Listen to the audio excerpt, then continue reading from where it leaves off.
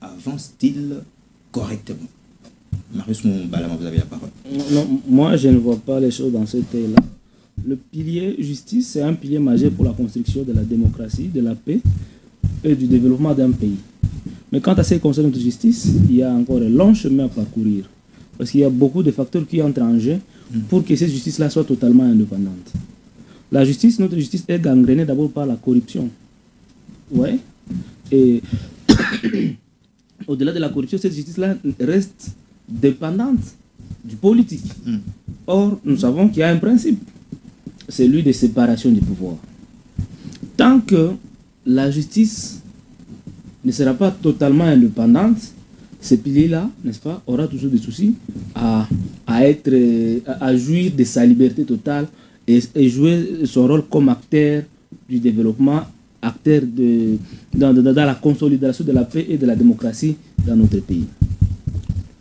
Quand vous prenez les conditions dans lesquelles cette justice-là est exercée, les acteurs commis à la justice, vous regardez leurs conditions de vie, leur niveau de vie, la qualité même de la formation, ça laisse à désirer. Et ce sont ces éléments-là qui ne facilitent pas à améliorer la qualité de la justice. Ouais. Et il y a eu, à plusieurs reprises, il y a eu des états généraux de la justice qui ont été organisés. En 2015, sous monsieur, celui qui était président de l'Assemblée du Sénat, Tamboué Mamba. Et après Tamboué Mamba, il y a le ministre, celui qui est en prison maintenant, celui qui est arrêté, qui est Costa Moutamba, a organisé aussi les états généraux. Et c'est presque les mêmes résolutions de l'époque sous Tamboué Mamba qui ont été reprises. Mais aucun de ces réformes-là n'ont été mises en œuvre.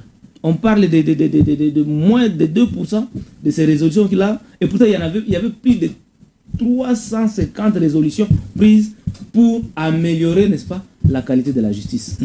Il y a aussi un autre problème, l'accès à la justice. Parce qu'on ne peut pas parler de la justice, une justice améliorée, si la population n'a pas accès à la justice.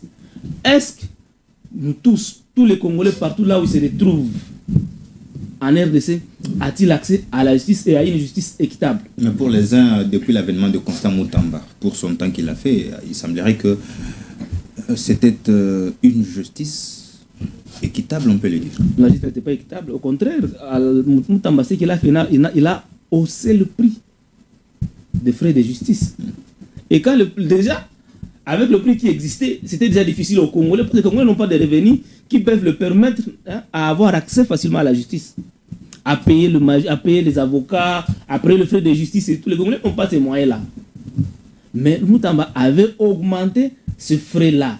Du coup, ça a encore éloigné la population de la justice. Je vais vous donner un exemple de ce que le docteur Denis Mukwege fait pour améliorer la justice, pour permettre l'accès de la population à la justice. Okay. Le docteur Denis Mukwege, dans la partie Est, il a construit des cliniques juridiques partout, ce qui facilite la population à être en contact permanent avec la justice et avoir accès à la justice. Ça fait que si vous avez un problème avec la justice et que vous n'avez pas le moyen, vous allez, n'est-ce pas, aux cliniques judiciaires mises en place par le docteur Denis Mukwege. Là, on vous confie des avocats qui traitent vos dossiers et vous accompagnent, n'est-ce pas, à l'issue de cela gratuitement. Initiative du docteur Denis Mukwege. Okay. Au-delà de ça, il a organisé, comment on appelle ça, des audiences foraines.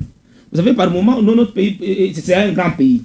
Là où se trouvent les cours de tribunaux et là où se trouve la population, par moment, il y a une grande distance. Tout à fait. Et Mukwege organise des audiences foraines. On déplace tout un tribunal vers la population. Moutamba l'a fait. Non, il l'a fait à Kinshasa.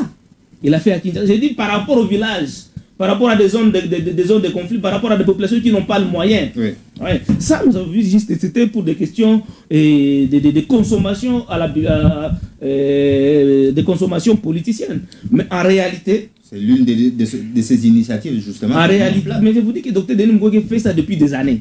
Mais on ne fait pas de bruit par rapport à ça. Okay. Parce que c'est un des droits fondamentaux. Et donc, moi, je dirais, à ce qui concerne la justice, oui, il y a encore un long chemin à parcourir pour élever notre justice. Parce qu'on a toujours dit, même la Bible le dit, que la justice élève une nation. Si on veut élever la nation, il faut miser beaucoup plus aussi dans la justice. Merci beaucoup, cher estimé Marius Moubalama. Je donne la parole à Ghislain.